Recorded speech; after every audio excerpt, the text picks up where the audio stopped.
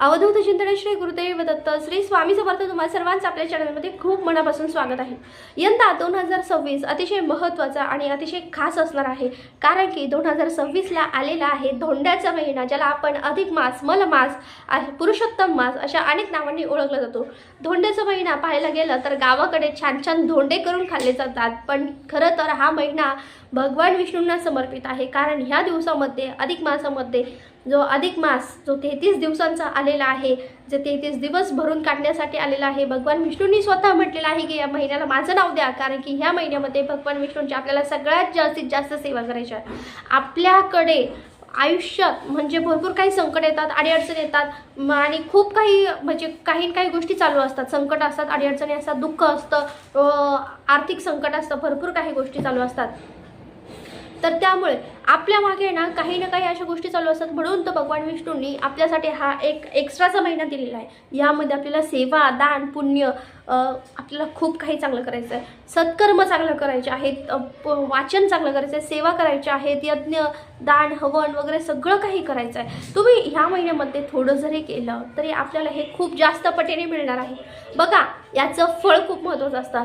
कितीही पैसे आपण कमवतो, पण आपण म्हणतो ना की जेव्हा अशी वेळ येते ना की हॉस्पिटलमध्ये जायचे आणि मग तिथे डॉक्टरसुद्धा म्हणतात का आता शेवटी देवाच्या हातात आहे, आपलं पुण्य एवढं कमवावं की आपल्याला हॉस्पिटलची आणि कोर्टाची सुद्धा पायरी चढवावी लागत नाही। याच्यासाठी मी एकच सांगते की आपल्याला भरभरून सेवा करायची आहे। भगवान विष्णूंच्या आवडत्या सेवेमध्ये अशी एक सेवा आहे, ती आज आपल्याला ह्या व्हिडिओमध्ये तुम्हाला सांगणार आहे, ज्या अधिक मासामध्ये आपल्याला ती करायची आहे।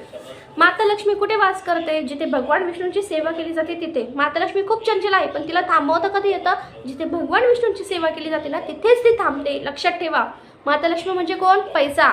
आणि ती कुठे थांबते? भगवान विष्णूंच्या जिथे सेवा होते तिथे भगवान विष्णूंना आपण पुजतो, त्यांची पूजा करतो, त्यांची सेवा करतो, त्यांचं वाचन करतो, तेव्हाच हे करतो। भगवान विष्णूंची सेवा पाहायला गेलं तर वेगवेगळ्या रूपात आहे।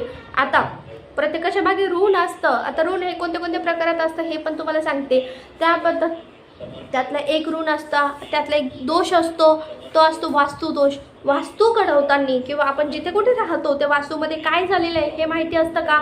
नाही। आणि विनाकारण आपल्या घरात भांडणं चालू असतात, आर्थिक समस्या सुरू असतात, आजारपण सुरू असतं, खूप काही गोष्टी सुरू असतात।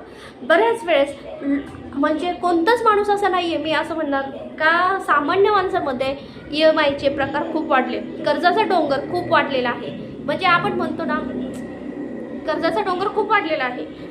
म्हणजे मुलांचे शिक्षण असो, राहण्याचं असेल किंवा आपले स्वप्न पूर्ण करायचे आहे, हे स्वप्न पूर्ण करायचे तर बाजूलाच राहिले, पण हे खर्चानेच खूप हे झालेलं आहे। त्याच्यात बऱ्याच व्यक्ती असंही आहे की आर्थिक परिस्थितीसाठी खूप कष्ट करतात, पण ती सुधारत नाही। त्या परिस्थितीला काहीतरी आपल्याला नशिबाची साथ, नशिबाची जोड जी द्यायला पाहिजे ती म्हणजे काय आहे? तर भगवान विष्णूंची अतिशय प्रभावी ही सेवा आहे। त्याचबरोबर बऱ्याच वेळेस आपण काय म्हणतो की नुसतं हेच संकट आहे का? पैसा किंवा आर्थिक संपत्ती नाही, तर घरात सुख समाधान राहणं हे पण तेवढंच महत्त्वाचं आहे। अहो, तुम्ही लाखांनी कमवा आणि घरात जर तुमच्या सुख नसेल ना तर त्याला काही अर्थ नाही। कारण की जेव्हा तुम्ही कमवता आणि संध्याकाळची जर झोप तुम्हाला सुख शांततेने लागत नसेल ना, त्याचा उपयोग काय मला एकदा सांगा। त्यामुळे आपल्याला ना ह्या महिन्यामध्ये अतिशय महत्त्वाची सेवा करायची आहे। बऱ्याच वेळेस म्हणजे विवाह जमत नाही, मनासारखी नोकरी लागत नाही, हे पण सुद्धा आपल्या नशिबाचाच एक भाग आहे। पण नशीब कुठपर्यंत? जोपर्यंत आपल्याकडून काहीतरी चांगलं कर्म घडत नाही, सेवा घडत नाही तोपर्यंत, आणि मुलंबाळ होत नाही। बघा, आपण म्हणतो ना कर्मावर किंवा नशिबावर असतं, पण मी तर म्हणेल खरंच आहे, आपण जेव्हा जास्त सेवा करतो ना तेव्हा त्याचं फळ खूप जास्त पटीने मिळत असतं। लोक काय करतात, म्हणजे बऱ्याच जणांचं काय म्हणणं असतं, आधी आम्हाला काहीतरी चमत्कार घडेल मगच मी सेवा करेन। पण आहोत तुम्ही जर कुणाला दिलं तरच लोक तुम्हाला देतील। मग हेच असतं ना, आपण जर सेवा अगोदर केली, भरभरून सेवा करायची आहे, कारण की आपल्याला पुण्यकर्म खूप साठवायचं आहे, म्हणून तर आपल्याला सेवा केल्यानंतरच मेवा मिळतो। महाराजांचं पण तत्व आहे, जो करील सेवा तो खाईल मेवा। म्हणूनच आपल्याला भगवान विष्णूची अतिशय प्रभावी सेवा जी माता लक्ष्मीला सुद्धा प्रसन्न करणारी आहे, म्हणून ही सेवा करायची आहे. अधिक मास सुरू होतो तो 17 मे 2026 वार रविवार ह्या दिवसापासून. तर ह्या दिवसापासून जो सुरू होतो, तर आपल्याला ह्या 33 दिवसामध्ये आपल्याला काय करायची ही सेवा. तर भगवान विष्णूंची अशी एक प्रभावी सेवा आहे ज्या आपण महिन्याला करीत असतो, महिन्याच्या पौर्णिमेला करीत असतो. ती आहे सत्यनारायण.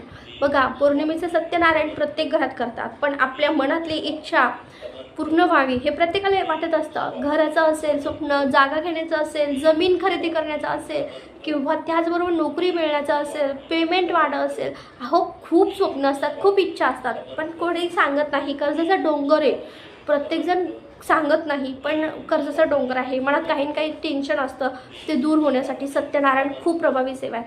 आता ही सेवा कोणी कोणी केले हे तुमच्यापर्यंत तुम्हाला माहिती असेल तर तुम्ही मला नक्की कमेंट करून सांगा. पण या सेवेने माझ्या आयुष्यात खूप चांगले बदल झालेले आहेत. स्वतः महाराज माझ्याकडून करून घेतात, हीच खूप मोठी आहे. कारण की नाही हो, मी कोणी करणारी नाही आहे, स्वामी महाराज करून घेतात हेच भरपूर आहे. कारण की त्यांच्या सेवेत आलेली माझ्याकडनं ह्या सेवा घडतात, तेच खूप महत्त्वाचं आहे. पहिली गोष्ट, सत्यनारायण. महिन्याचे सत्यनारायण प्रत्येकाला माहिती असतात, कसे करायचे, काय करायचे. आता महिन्याच्या सत्यनारायणाच्या वेळेस आपण ती मांडणी तशीच ठेवतो आणि दुसऱ्या दिवशी उचलतो. पण जेव्हा आपण संकल्पयुक्त सत्यनारायण करणार आहोत, म्हणजे बघा, तुम्ही 11 करा, 7 करा, किंवा 21 करा, किंवा 33 आहे, 33चं 33 करा.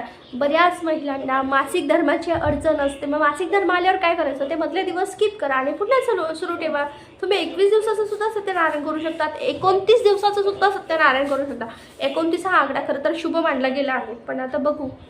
त्याचबरोबर आता आपण ह्या ज्या सेवा करतो त्याच्या आधी कोणतीही सेवा सुरू करताना सपोज तुमच्या मनामध्ये काहीतरी इच्छा आहे आणि त्या पूर्ण करण्यासाठी आपल्याला ना संकल्प सोडायचा असतो. संकल्प जेव्हा सोडतो आपण, उजव्या हातामध्ये अक्षदा, तुळशीपत्र, लक्षात ठेवा, तुळशीपत्र. तुम्ही दुसऱ्या कुणाकडून, महिलांनी तुळशीपत्र तोडू नये आणि अधिक मासात तर खरंच तोडू नये. तुळशीपत्र हे तुम्ही दुसऱ्यांकडून तोडून घ्या. ह्यामध्ये हातावर तुळशीपत्र ठेवायचं, अक्षदा ठेवायची 11 दाणे, अखंड हळद कुंकू, पाणी आणि आपलं नाव गोत्र उच्चारून तुम्ही कोणत्या कामासाठी, कशासाठी, इच्छेसाठी करताय ते म्हणायचं आणि कोणती सेवा करणार आहोत. म्हणजे आता सपोज 21 पारायण, 21 सत्यनारायण करणार आहोत आणि असं म्हणून तुम्ही ही संकल्प सोडायचा आहे. बघा, याच्यामुळे तुम्हाला किती चांगला अनुभव येतो हे तुम्ही स्वतः सांगताल मला. कारण की महिलांनो, एवढं लक्षात ठेवा, मी एवढी कळकळून सांगते काय आहे, कारण की महिलांवरच सगळं येतं. कारण की घर पण बघावं लागतं, सगळंच बघावं लागतं, पैसा पाणी ठीक आहे, घरातली सगळं व्यवस्थित चालवं हे प्रत्येक महिलेची इच्छा असते. पण म्हणूनच महिलांना एकच सांगते की ही खूप कळकळून सांगते. आता बरेच महिलांना एक प्रश्न पडला असेल की आता हे सलग आपल्याला ही पूजा कशी ठेवायची, कसं ठेवायचं, त्याच्यावर तुळ जमा नाही होणार का, काय काय सेवा करायची. आपण जी पूजा मांडणी केलेली आहे, पूजा मांडणी ठेवलेली आहे, त्यामध्ये 3 सुपाऱ्या असतात, प्रत्येकाच्या घरात असतात. प्रत्येक स्वामी भक्तांच्या घरात ह्या सुपारी असणारच. नसेल तुम्ही पहिल्यापासून सुरुवात करताय, तुम्ही नवीन आहात तरीही चालेल, तुम्ही नवीन सुपारी घेऊन या. त्या सुपारीला आपल्याला पहिली असते गणपतीची, मधली कुलदेवतेची आणि तिसरी वरुण देवतेची असते.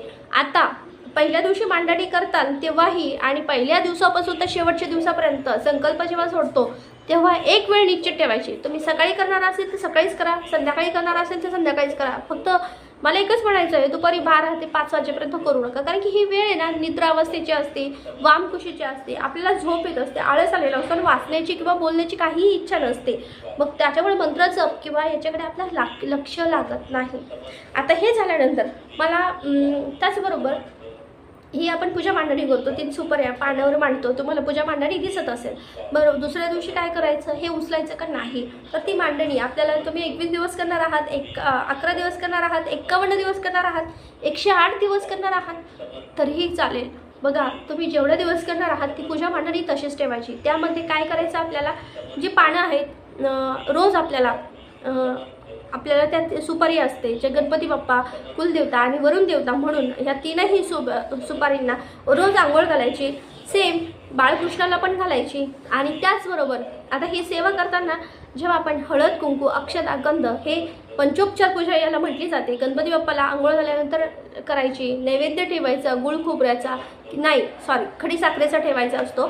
खडी साखरेचा नैवेद्य ठेवायचा आणि त्याचबरोबर ते झाल्यानंतर लगेच कुलदेवतेला स्नान घालून आपल्याला लगेच म्हणजे अभिषेक घालून आपल्याला हळद कुंकू, गंध, अक्षता हे 3ही देवांना लावायचं, बाळकृष्णालाही लावायचं.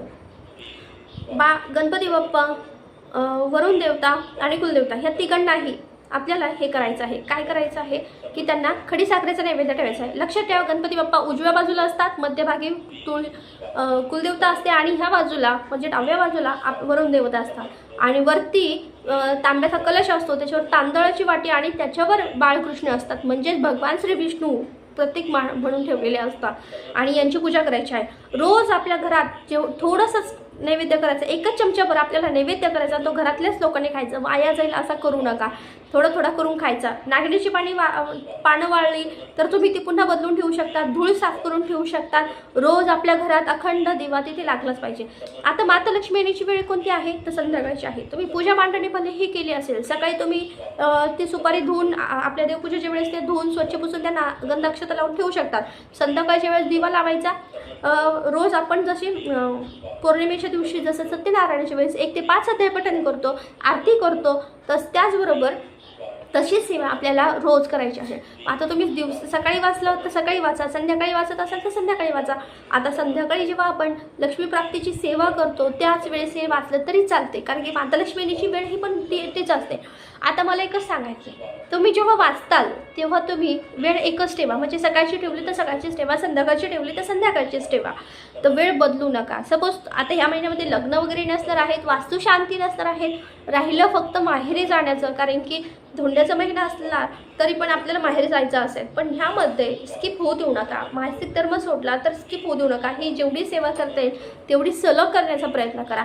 ह्या सेवेचा खूप चांगला अनुभव आलेला आहे. बऱ्याच सेवेकऱ्यांचे लाखांचे म्हणजे जे पैसे बुडाले आहेत ते मिळाले आहेत, कर्ज माफ झालेलं आहे.